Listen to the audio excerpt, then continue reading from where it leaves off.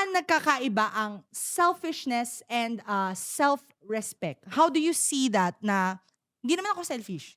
I just respect the space that I'm in. Selfishness po kasi it's being inconsiderate sa friends mo, sa mga naging parte ng buhay mo. While having self-respect is knowing that you need to establish boundaries kasi you know what is good for you. And even at the expense of having to draw a line between a friendship that you have with someone po. Self-respect, nagsiset ka ng boundaries, Mm-mm. tama at mali. Siyempre, sa person, alam mo na rin naman kung ano yung ikasisira mo sa sarili mo sa hindi.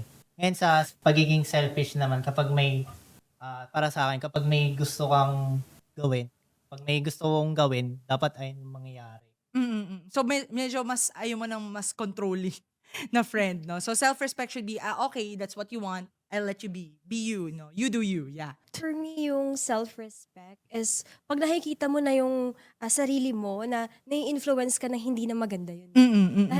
Makikita mo siya na tama ba to na ginagawa ko yung May mga doubts. trip nila Oo. na hindi na ano sa kalooban ko. Hindi magaan. Hindi na magaan sa Oo. kalooban ko. Tapos iba yung perspective mo sa perspective nila. So, Yeah.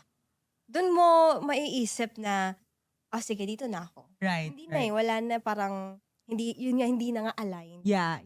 So Yung self-respect is also learning how to walk away from Yes. situations like that.